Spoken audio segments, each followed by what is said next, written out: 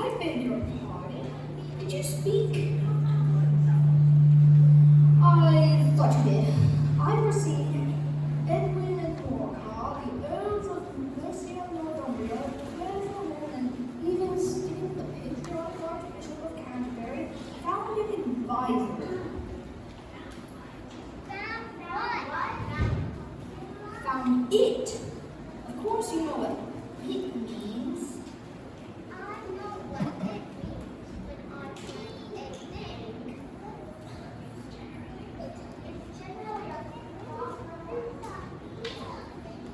The question is, what did the Archbishop find?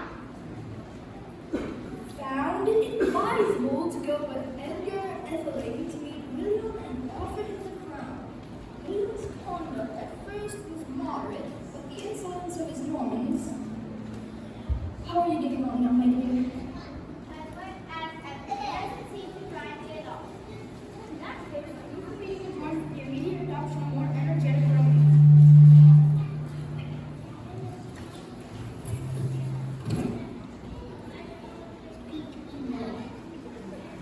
I don't know the meaning of half those long words, and I don't believe you do either. What I was going to say would be the best way to get us started would be a cockatrice. What is a copy? Well, the best way to explain it is to do it.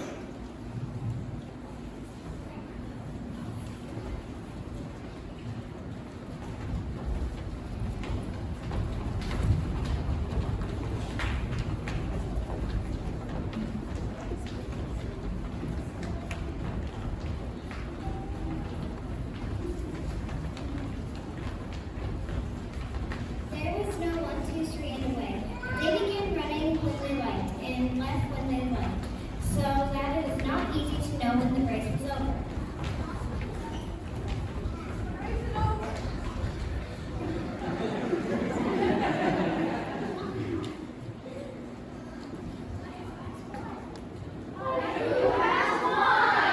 Everybody has won and all must have prizes.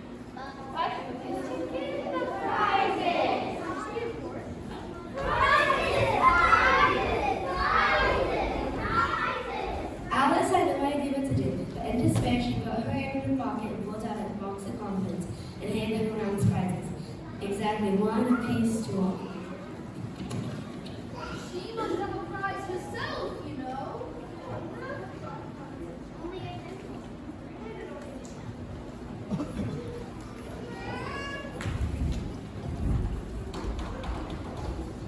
We beg your attention to this elegant gable.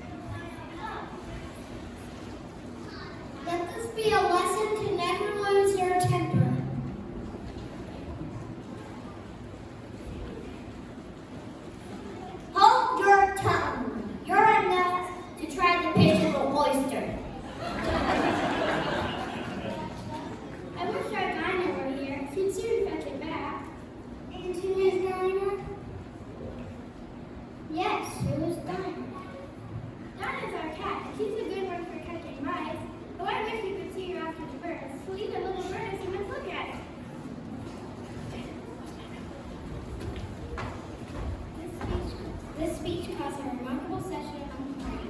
Some of the birds scurried off at once, and others began to make quick issues to get away. Oh no, I must be getting home. The night air doesn't suit my throat. Come away, it's high time we were all in bed. To the burrow. They all moved off, and Alice was soon left alone. I wish I hadn't mentioned Dinah. Nobody seems to like her down here. I'm sure she's the best cat in the world, but I wonder if I should ever see her again. And here poor Alice began to cry, for she left very lonely and low-spirited. In a while, however, she again heard a little pattering of footsteps in the distance, and she looked up eagerly, half hoping that the mouse had changed his mind and was coming back to change his story.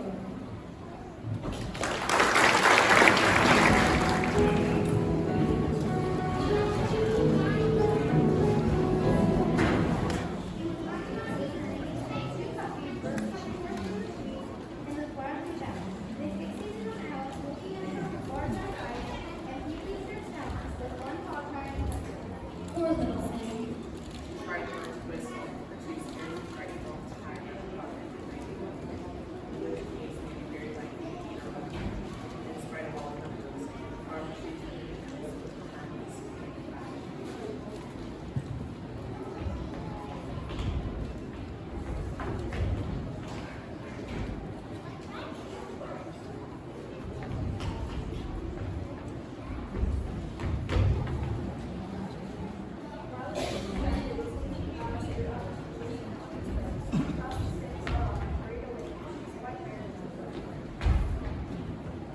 Alice looked all around her at the flowers in the lake grass, but she did not see anything that looked like the right thing to eat or drink under the sun.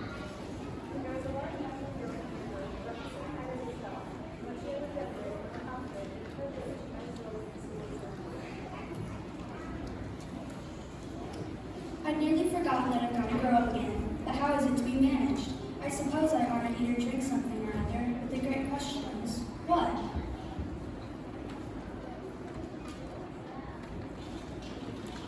Alice looked all around her at the flowers in the lake.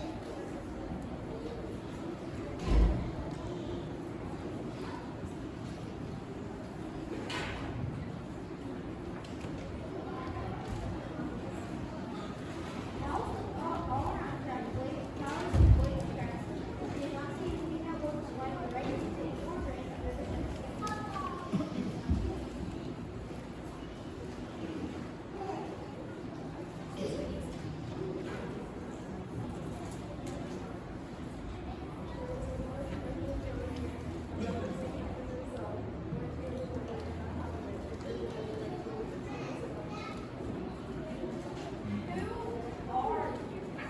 I hardly know just the present. At least, I know who I was when I got up this morning, but I think I must have been changed several times since then. What do you mean by that? Explain yourself. I can't explain myself, I'm afraid, because I'm not myself, you see. I'm afraid I can't put it more clearly, for I can't understand it myself to begin with. Meeting so many different sides in a day is very confusing. Well, perhaps you haven't found so yet, but when you have to turn into a chrysalis, you will someday, you know, and then after that into a butterfly, I should think you feel it a little odd, won't you? Well, perhaps your feelings may be different. All I know is it would feel very odd to me.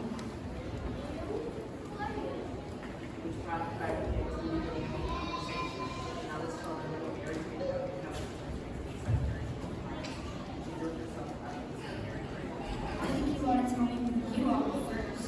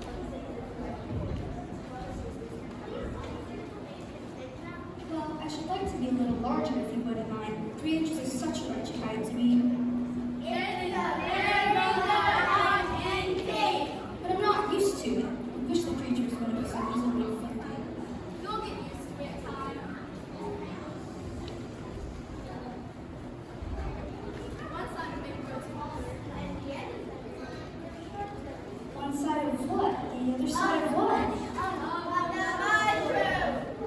remained looking thoughtfully at the letter, trying to make out which was the two sides. And as it was perfectly round, she found this a very difficult question. And now, which is which? As Alice was going to be able to decide if it looked like decided she might go strong into the pocket. So she stopped and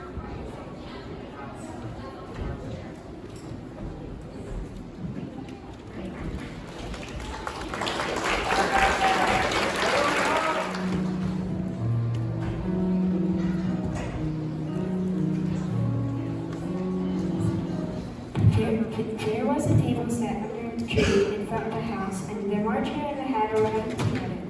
A dormouse was sitting between them, fast asleep, and the other two were using the cushion to rest their elbows on it and talking over its head.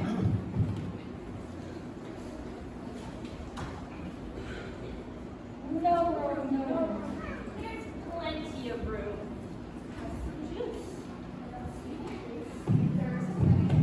Then it wasn't very civil of you to offer it. It wasn't very simple if you would sit down without being invited. You're here, Walter. You should learn not to make personal remarks. It's very rude. I am here.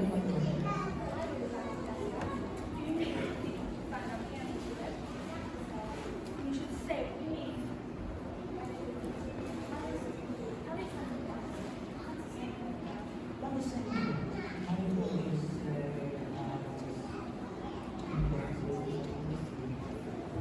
You might as well say I like my kids, since I kids I like.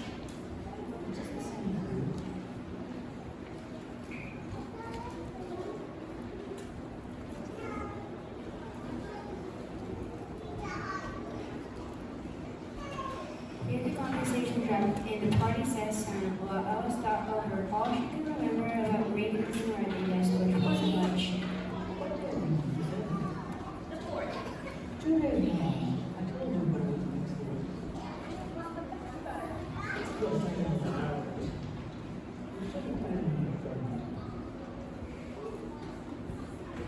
The marcher took the watch and looked at it gloomily, then he dipped it into his cup of tea, and then looked at it again, but he couldn't think of nothing better to say in his first remark. What's a funny watch? It tells the date of the month. It doesn't tell us how long it is. Well, no. But that's because it stays the same year for such a long time together. Alice felt dreadfully puzzled. The Hatter's remark seemed to have no sort of meaning in it, and yet it was certainly English.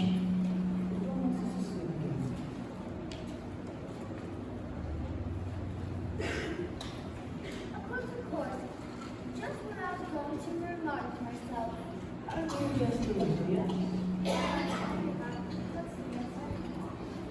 absolutely no idea. right. I think you better.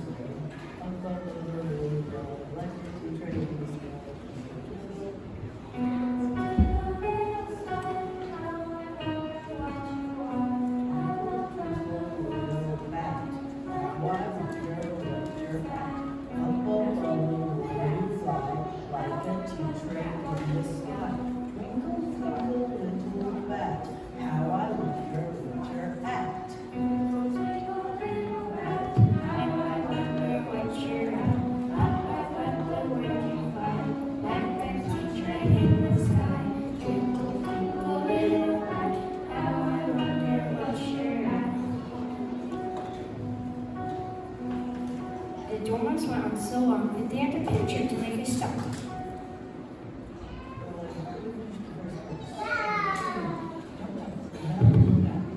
He's murdering time. Off with his head.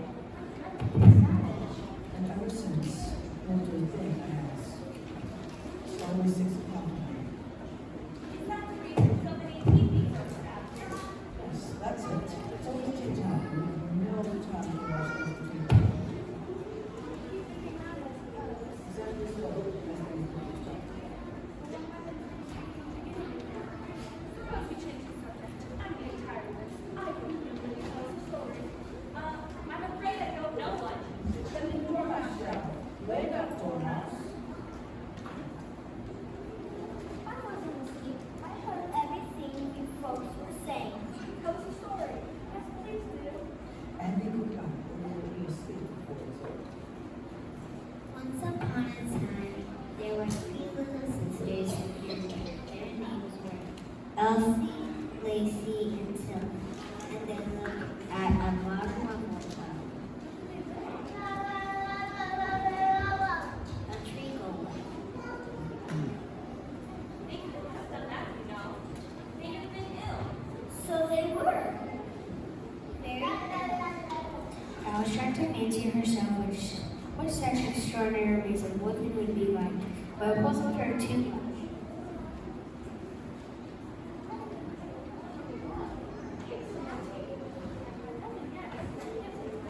You can't take it nuts. It's very easy to take nobody doesn't. Nobody asked. Door. Ooh, Lady Brazil writes now. Alice did not quite know what to say, so she helped herself with some tea and bread and butter.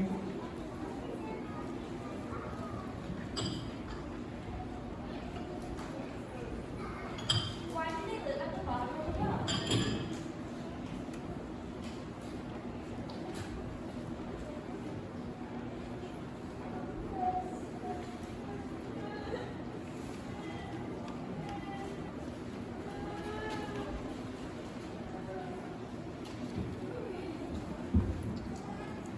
It was a trickle well. There's no such thing. If you can't be civil, you better finish the story for yourself. No, please go on. I dare say. Anyone.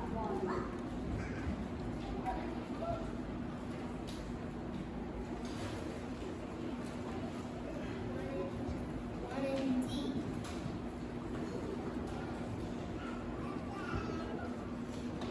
And so these 3 little sisters, they were learning to draw, you know. What did they draw?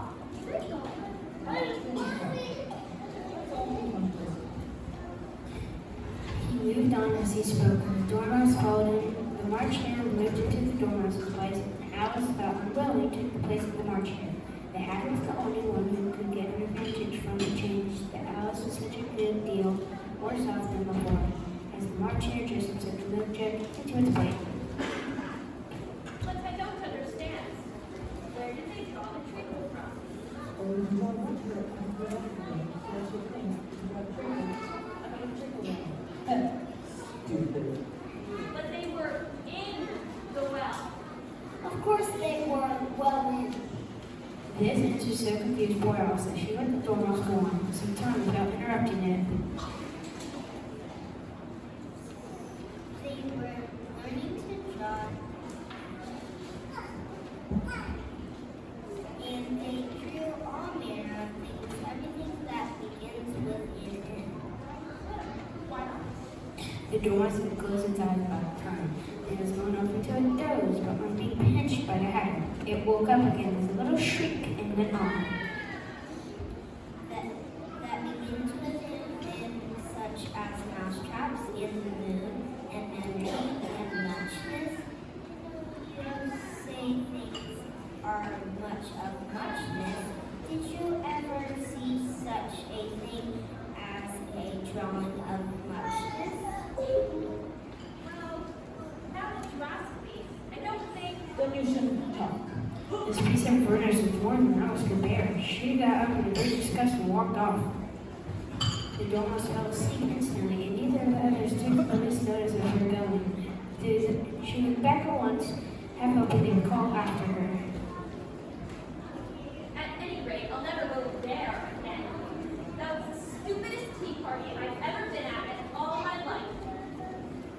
Just as she said, she noticed that one of the trees had a door leading right into it. That's very curious. I think I may smell a witch. And then she went.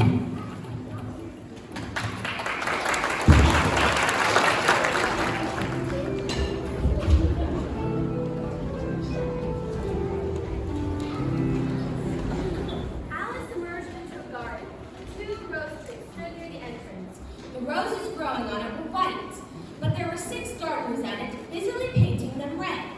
Alice thought this a very curious thing, and she went near to watch them. And just as she came up to them, she heard one of them say,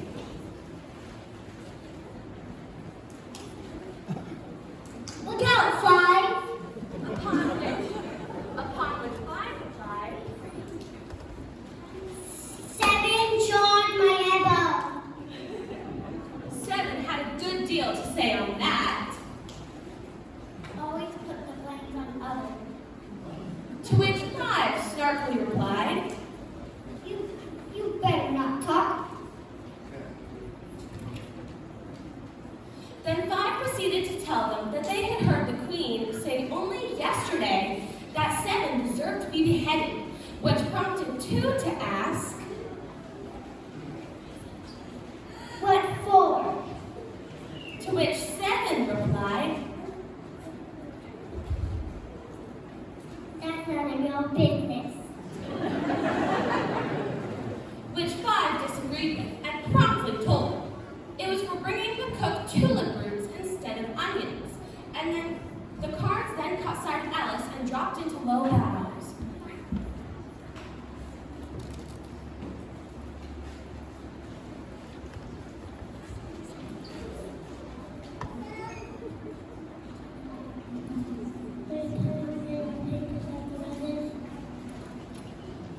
They told her that all that had transpired, from the painting of the wrong color, from the planting of the wrong colored trees to the fix of painting them their correct color.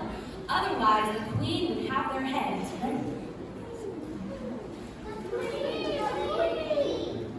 The gardeners threw themselves flat upon their faces. There was the sound of many footsteps, and Alice looked round, eager to see the Queen. First came the soldiers carrying clubs. These were all shaped like the gardeners. Next came the royal children, and the little dears came jumping merrily along hand in hand, and they were all ornamented with hearts. And last of all in this grand procession came the King and Queen of Hearts. When the procession came opposite to Alice, they all stopped and looked at her, and the Queen said stubbornly, Who is this? no one answered. Angrily, the Queen asked the child what her name was. The Queen inquired as to the identity of the gardeners. Alice said she did not know, and it was no business of hers. This enraged the Queen, who turned crimson with fury and screamed, Off with her head.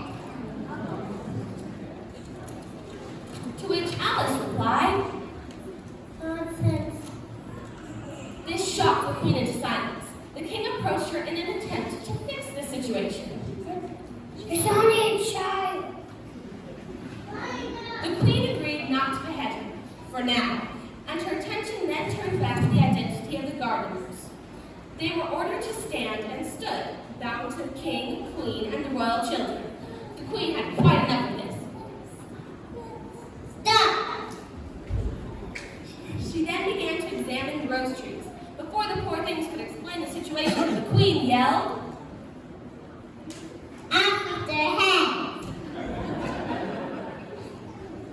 The procession moved on. The soldiers remaining behind to execute the unfortunate gardeners who ran to Alice for protection. Alice was adamant that they wouldn't be beheaded, and so she hid them behind the columns that stood nearby. The soldiers wandered about for a minute or two looking for them, and then quietly marched off after the others. The Queen asked the soldiers about the states of their heads, and the soldiers replied,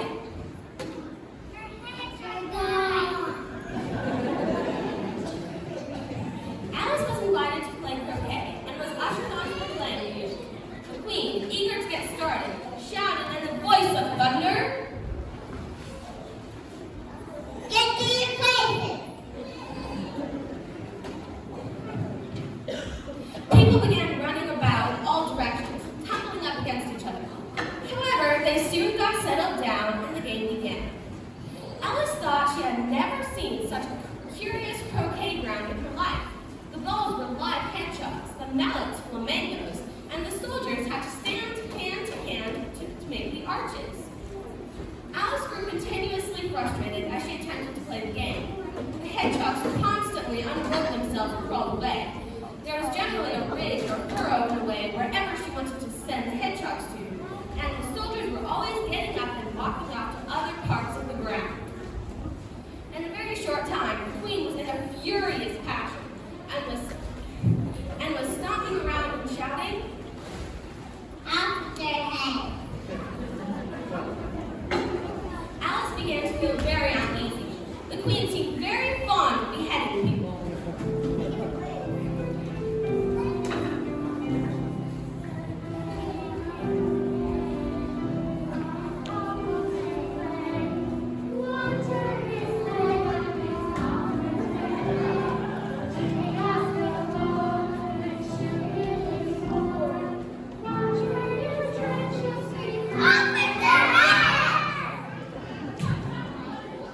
Alice had already heard the queen sentence 3 of the players to be executed for having missed their turns, and she did not like the look of things at all, as the game was in such confusion that she never knew whether it was her turn or not.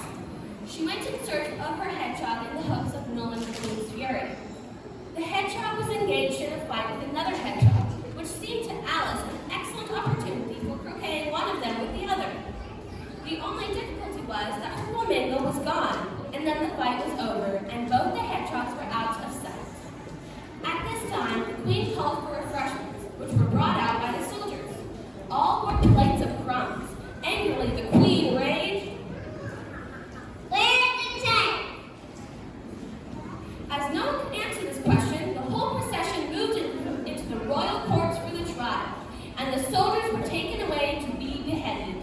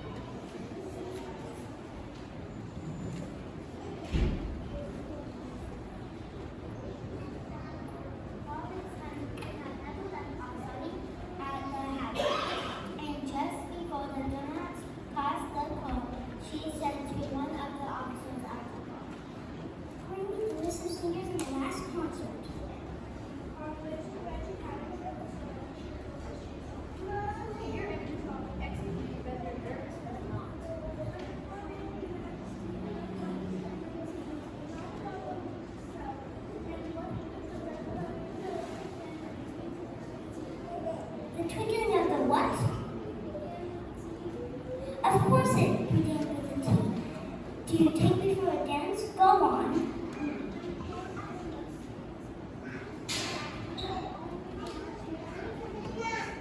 I didn't. I deny it.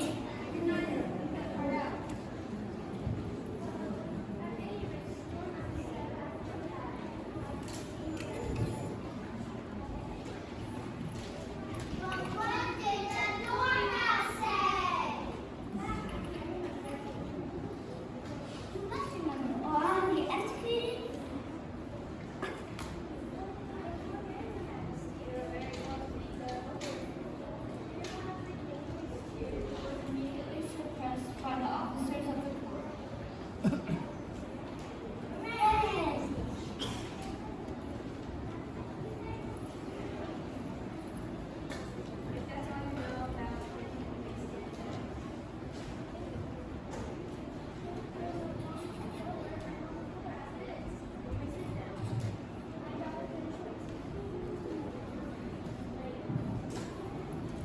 And just take his head outside.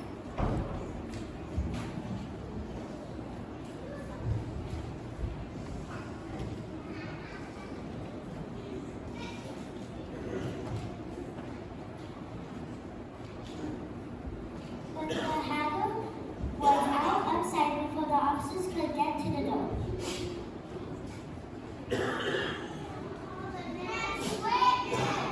The next witness was the Duchess's cook. Alice guessed who it was by the way people began sneezing all at once.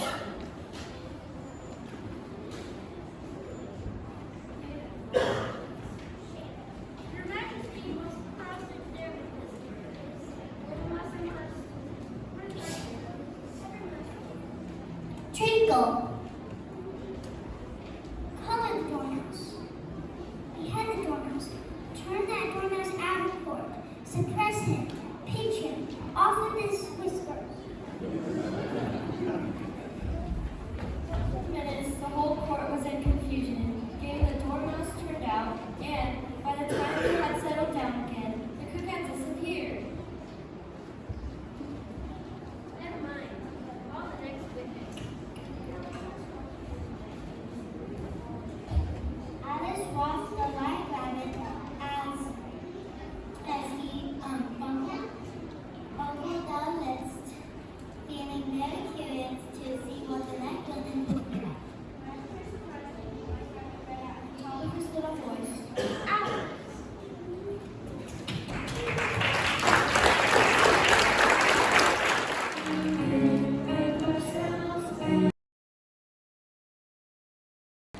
Here. Alice quite forgot, in the flurry of the moment, how large she had grown in the last few minutes, and she jumped up in such a hurry that she tipped over the jury box, upsetting all the jury, leaving them sprawled about, reminding her very much of a globe of goldfish she had accidentally upset the week before. The trial did not proceed until all the jury all the jury. As soon as the jury had recovered a little from the shock of being upset, and their slates and pencils had been found and handed back to them, they set to work very diligently to write out a history of the accident. What do you know about this business? Nothing whatever? That's very good. Unimportant, of course.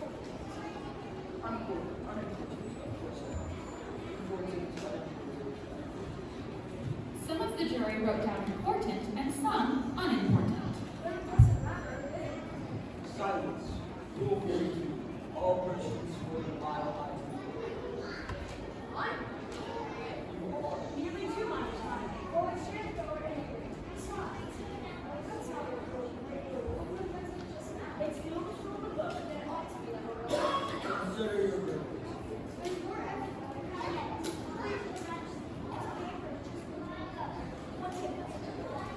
I haven't opened it yet. I've seen one of the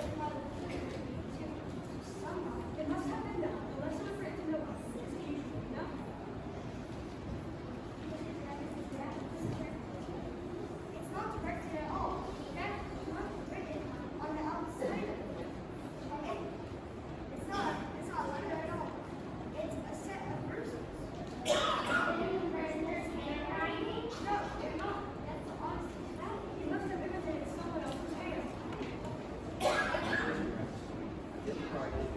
by hand.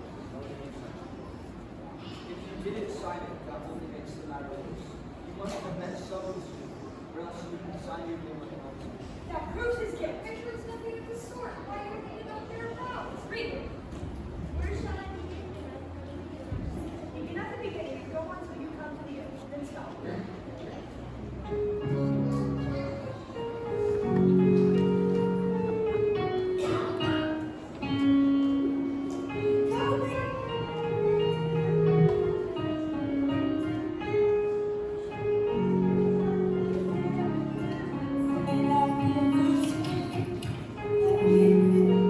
You're not touching on this to be true. If you should pass the letters on, what would become of you? Gave her one, they gave her two, they gave us three or more. They all returned from them to you, and they will not I or she suggests to be involved in this event. It's just to you to set them free, exactly as we will. She knows that you have been before she had this fear, and also know that we didn't break ourselves and let them know she likes them best. The secret kept when all there is between yourself and me.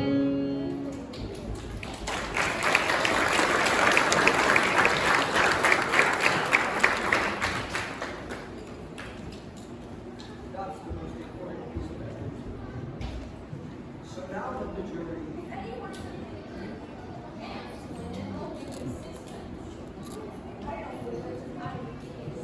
The jury all wrote down on their slates, she doesn't believe there's an atom of meaning in it, but none of them attempted to explain the paper. if there's no meaning in it, that saves you work as we did try to find it, and yet I don't know. I seem to see some meaning. After all, I said I could not swim. You can't swim, can you? Do I look like it? Which he certainly did not, being made entirely of cardboard. All right, so far we go. That's the jury, of course. I gave them all the different too. Why, that was we were eating the tarts, you know. But it goes on. They all returned from him too.